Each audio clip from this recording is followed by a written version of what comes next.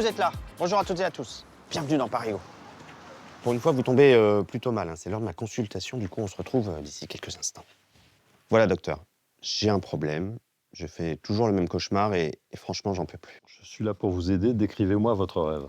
Je suis dans le train, je dors et je rêve de Pascal Praud. Après les travaux dans Paris qui nous ont empêchés de rouler pendant 6 mois, on est content d'avoir des pistes cyclables sur lesquelles il y aura personne qui roulera. Mais c'est pas grave, sur lesquelles il y aura personne qui roulera, sur lesquelles il y aura personne qui roulera, sur lesquelles il y aura personne qui roulera, sur lesquelles il y aura personne qui roulera. Ah, effectivement, c'est effrayant. Je n'aimerais pas être à votre place. Et du coup, qu'est-ce que je dois faire pour me libérer de ces fake news nocturnes? Pour moi, il n'y a qu'une seule solution. Il faut crever l'abcès. Il faut que je remonte en selle.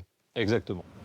Bon, puisque c'est une prescription médicale, moi, je m'exécute, histoire de constater que les cyclistes n'ont jamais été aussi nombreux dans la capitale. Paris vient d'être désigné par un institut danois nouvelle capitale européenne du vélo. Alors Paris est-elle réellement devenue la nouvelle Amsterdam? C'est ce que je vous propose de voir avec moi aujourd'hui. En quelques années, ils ont littéralement envahi Paris. Les cyclistes sont désormais plus nombreux que les automobilistes sur la plupart des grands axes parisiens et vous le verrez, même les professionnels s'y mettent. Amsterdam, Copenhague, Stockholm, les capitales nordiques ont toujours été les reines de la bicyclette, alors Paris s'est-elle réellement hissée à leur niveau? Quels sont nos points forts et nos points faibles? Réponse avec l'ambassadeur des Pays-Bas qui pédale à Paris depuis 4 ans maintenant. Nous nous poserons ensuite la question qui fâche, les cyclistes croient-ils tout permis? C'est en tout cas le sentiment de nombreux piétons, alors est-ce vraiment le cas? Parigo mène l'enquête. Enfin, nous verrons si ce boom du vélo profite vraiment à tout le monde, alors que les enjeux de sécurité des cyclistes et de saturation des pistes demeurent prégnants. Entretien avec Paris en Selle, la principale association de cyclistes de la capitale.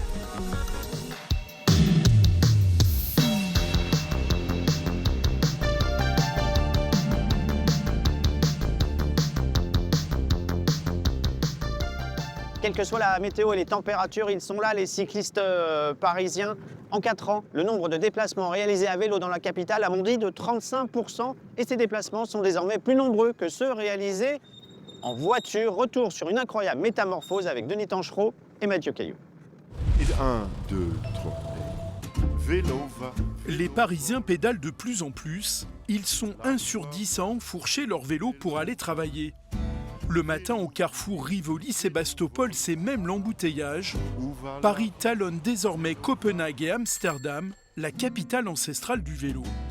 Vélo va. Oui, c'est vrai. Moi, je me balade partout dans Paris. On fait tout en vélo avec mon mari. Je trouve que la cohabitation vélo, voiture, piéton est pas encore idéale. Alors non pas qu'elle le soit entre piéton et vélo à Amsterdam, mais oui, il y a beaucoup de vélos. Mais ce sont surtout les professionnels qui font grimper Paris en tête des villes cyclables. Ces vélos cargo transportent désormais 15% des colis livrés dans la capitale, un record en Europe. Là, c'est des livraisons RATP qui vont aller dans des stations de métro. 39 entreprises comme celle-ci se partagent le marché en Île-de-France. En bleu, c'est les livraisons qui sont en cours.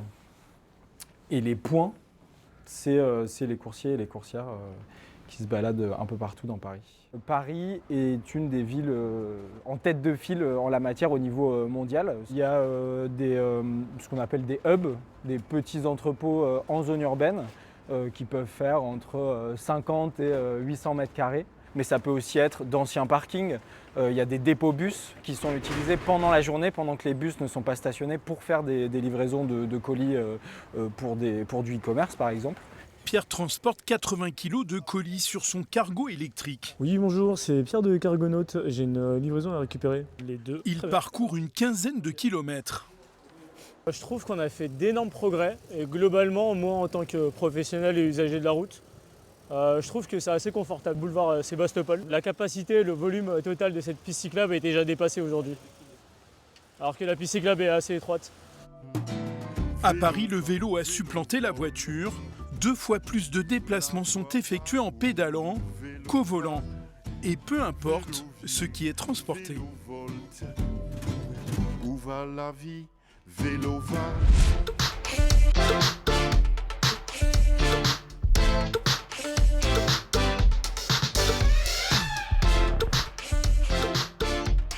Bonjour Yann Werther. Bonjour. Vous êtes ambassadeur des Pays-Bas en France et on s'est dit que vous étiez la personne la mieux placée pour répondre à cette question un petit peu provocante.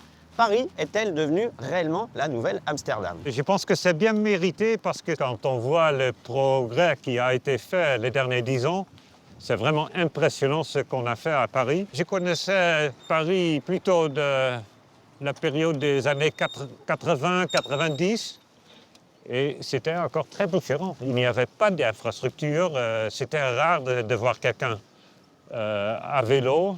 Et maintenant, c'est un mode de transport bien normal. Mais à Amsterdam, la part modale, elle est encore plus élevée puisqu'il y a là-bas 38% des déplacements qui se font à bicyclette. À Paris, c'est seulement 11%. Alors qu'est-ce qu'on devra améliorer ici à Paris pour augmenter encore cette part modale du vélo? Par exemple, le stationnement, ça c'est un point important. Chez nous, on a créé des endroits de stationnement de grande taille. Par exemple, à la gare d'Amsterdam, je pense qu'il y a un stationnement pour 12 000 vélos. Les automobilistes doivent aussi, disons, apprendre de vivre avec les cyclistes. Et aussi, à l'envers, les cyclistes doivent aussi s'habituer un peu aux règles du jeu. Alors qu'est-ce que vous pensez du comportement des cyclistes parisiens? Comment vous regardez ça avec votre regard un petit peu extérieur? Bon, on voit qu'on se déplace avec une certaine liberté, disons-le d'une manière diplomatique, mais ça ne me choque pas tellement. Si vous avez utilisé le vélo à Utrecht ou à une autre ville néerlandaise avec beaucoup d'étudiants, vous voyez un peu le même phénomène. Chez nous, on commence à utiliser le vélo à un jeune âge. Et on continue toute sa vie. Même ma mère, qui a maintenant 85 ans, elle utilise encore la bicyclette pour les courses. Comme c'est quelque chose de très normal, c'est aussi plus facile de s'adapter à l'autre. Alors je pense que ça va prendre un peu de temps, mais ça va venir. Vous-même, vous respectez les feux quand vous êtes à vélo? Normalement, oui. Merci beaucoup Yann Werter pour toutes ces précisions. Maintenant, on va essayer de répondre à cette question un petit peu provocante. Effectivement, les cyclistes parisiens se croient-ils tout permis? C'est une enquête d'Aude Blaché et de Merak Movsisyan. Il suffit juste d'observer quelques minutes. Feux rouges grillés, circulation sur les trottoirs ou encore zigzag entre les voitures. À Paris, les vélos, c'est un peu l'anarchie. Les cyclistes seraient-ils devenus les nouveaux chauffards de la capitale? Je pense que leur idée, c'est pas mettre le pied par terre, ça j'ai bien compris. Mais quand même, c'est vrai qu'on se sent un peu en danger, quoi. Vous commencez à traverser et puis il y a le vélo qui arrive. Donc dangereux. Des entorses au code de la route sanctionnées chaque semaine par plus de 600 procès-verbaux. Un chiffre non négligeable, mais pourtant dérisoire au regard des 1 200 000 PV dressés par la police municipale l'an dernier. La grosse majorité de ces verbalisations, c'est les 2 roues ou 4 roues motorisées, parce que d'abord, c'est elles qui occasionnent les accidents les plus graves, mais il y a aussi des verbalisations qui sont faites en direction des cyclistes. L'objectif, c'est qu'ils respectent les priorités, et notamment les priorités piétonnes. Aucun cycliste n'a été l'auteur d'un accident mortel l'an dernier. En revanche, 69 d'entre eux ont été tués ou grièvement blessés à Paris cette même année, soit 8 de plus qu'en 2023 selon la sécurité routière. Le dernier drame en date s'est déroulé sur ce carrefour le 17 novembre dernier. Un cycliste a perdu la vie dans le 20e arrondissement, percuté par un camion. On voit, c'est que dans la plupart des cas, c'est des camions qui tournent avec un cycliste malheureusement qui veut aller tout droit et le camion ne l'a pas vu et le cycliste se fait accrocher puis écraser par le camion. Et malheureusement, ce qu'on voit aussi, c'est que c'est beaucoup de femmes qui sont victimes d'accidents parce qu'elles sont plus respectueuses du code de la route, donc plus respectueuses des feux. Et donc, dans ces situations-là, elles se mettent en fait au redémarrage dans le même temps que les autres véhicules. Et c'est ces situations-là qui sont les plus dangereuses aujourd'hui. Plus de prévention, la sécurisation de 200 carrefours identifiés comme à risque, ou encore la multiplication de la vidéo-verbalisation pour tous les usagers de la route. Autant de pistes pour améliorer la sécurité des uns et des autres.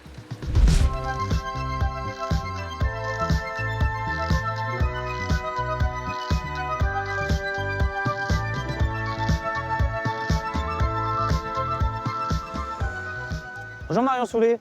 Bonjour Bertrand. Vous êtes porte-parole de l'association Paris en selle. Alors lorsqu'on regarde les derniers chiffres disponibles, ça y est, le vélo a détrôné très clairement la voiture dans Paris, puisque la part modale, le nombre de déplacements réalisés à vélo dans Paris est passé à 11,2% contre 4,3% pour la voiture. Il y a 5 ans, les chiffres étaient complètement inversés. Question toute simple, d'où viennent tous ces nouveaux cyclistes? Oui, maintenant il y a un Parisien sur 2 qui prend son vélo, qui est un cycliste régulier et qui en fait plus d'une fois par semaine. Donc ces cyclistes, ils viennent, ce sont parfois d'anciens usagers des transports en commun, qui en général les ont jamais complètement abandonnés non plus. Ça peut être aussi d'anciens scooteristes qui, avec les restrictions sur le stationnement, se sont mis à faire du vélo parce qu'avec les pistes, ça va plus vite, ou des automobilistes aussi qui prennent un vélo. Mais est-ce que ce boom du vélo profite vraiment à tout le monde? Parce qu'on le voit dans les pistes, c'est essentiellement des hommes et des CSP+. Ce qu'on filme beaucoup, c'est les vélos tafards qui vont au travail à vélo. C'est vrai qu'il y a un petit peu plus d'hommes, mais le besoin et l'envie de vélo, il existe dans toute la population. Les week-ends, on voit sur cette piste qui est très large beaucoup d'enfants, par exemple, et également des personnes plus âgées. Et l'enjeu, c'est vraiment justement de faire des infrastructures qui sont suffisamment qualitatives pour attirer tous les publics et qu'on puisse, quel que soit son âge et sa condition physique, rouler tranquillement à Paris. Alors parlons à présent de la cohabitation qui n'est pas toujours très simple entre les différents modes de transport.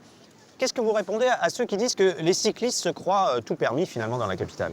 Moi, je pense que les cyclistes, c'est des personnes comme les autres. C'est-à-dire qu'il y en a qui ne respectent rien, en effet, mais la plupart, ils ont plutôt envie de rentrer chez eux ce soir, ils n'ont pas de carrosserie pour se protéger. Et donc, globalement, les gens roulent quand même de façon responsable. Maintenant, il y a des comportements individuels et vis-à-vis des piétons, notamment, qui sont assez inacceptables. Et nous, ce qu'on dit, c'est que vraiment, il faut mettre aussi le paquet sur les contrôles, sur le respect de la priorité piétonne. Parlons sécurité, qui peut être évidemment un frein pour faire venir encore de nouveaux adeptes sur le vélo. Il y a un peu plus d'1 an, Paul Varry était écrasé, quasiment assassiné par un SUV.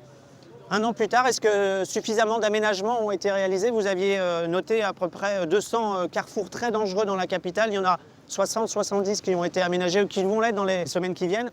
Et c'est pas assez, évidemment. Je dirais même qu'il y en a des milliers. En fait, nous, on avait identifié des carrefours prioritaires, mais toutes les portes de Paris, les gros carrefours parisiens, restent à aménager pour le vélo parce qu'on a fait du linéaire, mais on n'a pas aménagé ces carrefours. Et donc, il faut favoriser plusieurs solutions. D'abord, réaménager la géométrie du carrefour, ce qui profite aux piétons et aux cyclistes, pour par exemple réduire l'angle de giration des voitures, ce qui évite que ça se fonce dessus lorsqu'une voiture tourne. Et puis aussi revoir les feux. Dernière question, les élections municipales approchent. Est-ce que vous avez peur d'un grand retour en arrière?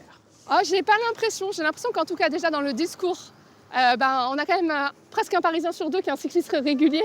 Donc on ne se permet plus de dire qu'on ne veut plus de vélo. Il y a un grand discours de la part de tous les candidats, soit d'accélérer, soit de se dire bon, on va garder le statu quo. Maintenant, ce qu'on attend surtout, ce sont de nouveaux projets, qu'on vienne nous dire qu'on veut réaménager le boulevard Saint-Germain, qu'on traite l'avenue Foch, qui est l'avenue la plus large de Paris. Merci beaucoup Marion Soulet d'être venue dans Parigo. Voilà, c'est la fin de cette émission. Vous l'avez compris, plus la peine de prendre l'Eurostar pour aller à Amsterdam, il suffit de venir à Paris, dans le centre, aux heures de pointe. Il y a des vélos absolument partout. Nous, on se retrouve la semaine prochaine, même jour, même heure. Passez un très bon week-end. Salut!